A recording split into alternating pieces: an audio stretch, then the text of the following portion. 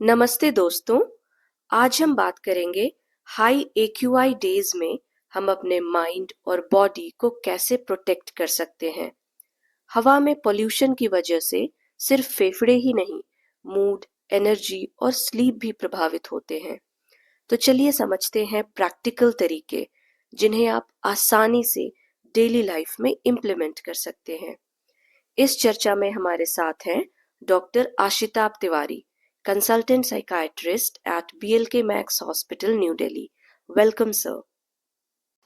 नमस्कार।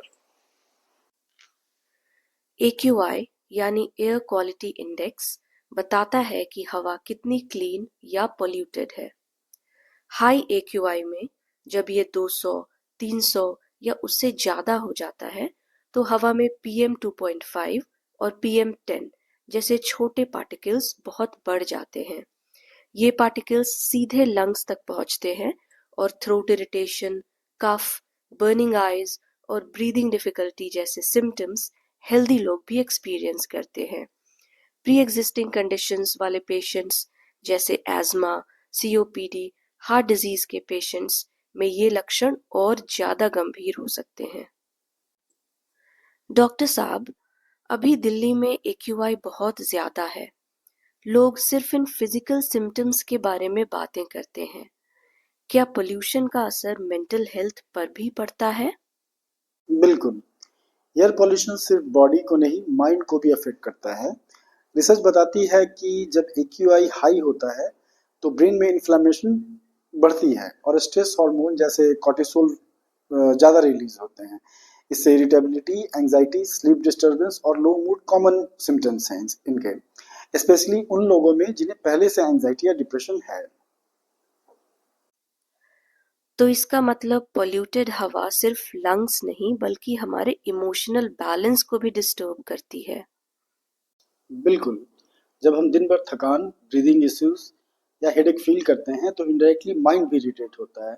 हम छोटी-छोटी बातों पर रिएक्ट करने लगते हैं, हमारा फोकस कम होने लगता है और नींद डिस्टर्ब होती है। ये एक माइंड बॉडी लूप है। सर, हमारे व्यूअर्स को कुछ प्रैक्टिकल टिप्स के बारे में बताएं जो हाई AQI डेज में उन्हें मेंटल हेल्थ बेटर रखने में हेल्प कर सकते हैं। पहली टिप है माइंड ब्रीदिंग प्रैक्टिस। रोज सुबह और शाम 5 से 10 मिनट डीप ब्रीदिंग करें, लेकिन विंडोज बंद रखें अगर बाहर स्मॉग है तो। नॉस्ट्रिल से स्लो इनहेल और एक्सहेल करें, इससे एंजाइटी कम होती है। दूसरा टिप है इंडोर ग्रीन जोन बनाएं। इसमें कुछ प्लांट्स हैं जैसे areca palm, snake plant, peace lily. ये हवा को थोड़ा क्लीन भी करते हैं और विजुअल कामनेस भी देते हैं। एक तरीके से नेचुरल थेरेपी जैसा काम करते हैं। और थर्ड टिप है कि आप अपना रूटीन मेंटेन करें। रूटीन पॉल्यूशन के चक्कर में घर में बंद रहने से रूटीन डिस्टर्ब होती है।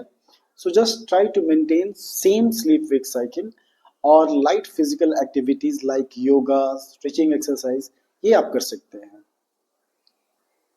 चौथा टिप है बॉडी को हाइड्रेट रखें और बैलेंस डाइट लें। पांचवा टिप है digital detox and relaxation. News और एक्यूआई ऐप के बारे में बार बार चेक करने से एंजाइटी बढ़ती है, जो कि नॉर्मल है कि जो चीज़ें आपको लाइफ में हैम्पर कर रही हैं, अगर बार बार आप उसके बारे में जानने की कोशिश करेंगे तो ऑब्वियस है कि आपका एंजाइटी लेवल थोड़ा बढ़ेगा। जहाँ तक बात है कि चेक करने की, तो दिन में आप 1-2 बार देखना इनफ है। बाकी समय आप पॉजिटिव चीज़ें कर सकते हैं जैसे रिलैक्सेशन म्यूजिक्स हैं, रीडिंग है, लाइट टॉक हैं। So these are the techniques जो आप डिजिटल डिटॉक्स और रिलैक्सेशन कर सकते हैं। और पांचवा टिप है सूदिंग इन्वायरमेंट। सूदिंग इन्वायरमेंट से हमारा तात्पर्य है घर में एयर प्यूरिफायर हो तो यूज करें, वरना वेट क्लोथ विंडो भी एक टेक्निक है जो आप विंडोज पे लगाकर डस्ट को कम कर सकते हैं। या आप एक काम और कर सकते हैं, कैम्फर या यूकैलिप्टस डिफ्यूजर भी ब्रीदिंग में रिलीफ देता है। डॉक्टर से कब मिलना चाहिए? अगर किसी को रोज के रोज throat irritation, chest tightness, severe headache या परसिस्टेंट एंजाइटी या लो मूड है, या existing asthma, heart disease, COPD या साइकेट्रिक इलनेस के सिम्टम वर्सन हो रहे हो, तो इमीडिएट मेडिकल एडवाइस लेना चाहिए, क्योंकि डिले करने से आपका बॉडी और माइंड इन दोनों पे आपके क्यूमुलेटिव स्ट्रेस बढ़ता चला जाता है। चलिए, अब बात करते हैं बॉडी के लिए प्रैक्टिकल टिप्स की, जिससे आप लंग्स और बॉडी को प्रोटेक्ट कर सकते हैं जब AQI हाई हो। आउटडोर एक्टिविटी को लिमिट करें। सुबह अर्ली मॉर्निंग और शाम के टाइम पोल्यूशन सबसे ज़्यादा होता है।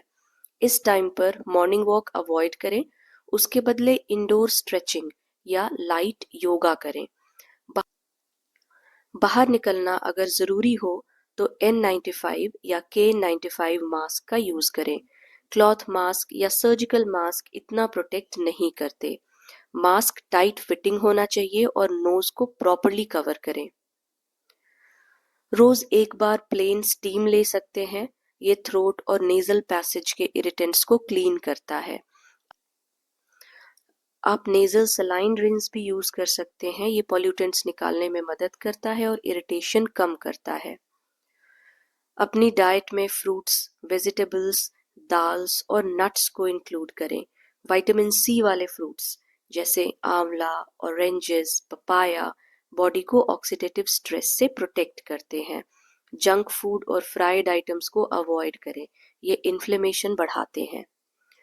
जब बाहर धुंध हो या स्मॉग हो तो विंडोज को बंद रखें। दिन में जब सनलाइट ज्यादा हो तभी थोड़ी देर के लिए विंडोज को ओपन करें वेंटिलेशन के लिए। अगर पॉसिबल हो तो हेपा एयर प्यूरिफायर यूज करें। इंडोर एयर प्यूरिफाइंग प्लांट्स भी यूज कर सकते हैं।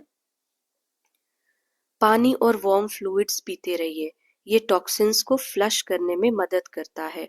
कोकोनट वाटर, हर्बल टीज जैसे तुलसी, जिंजर टी भी ले सकते हैं। बच्चों और बुजुर्गों का हाई पोल्यूशन आवर्स में बाहर जाना अवॉइड करें। इंडोर इन्वायरमेंट को क्लीन रखें और उनके रूम में डस्ट कम हो इसकी देखभाल करें। घर में स्मोकिंग या पैसिव स्मोक बिल्कुल अवॉइड करें। सीलिंग फैंस और एयर वेंट्स को क्लीन रखें ताकि डस्ट सर्कुलेट न हो।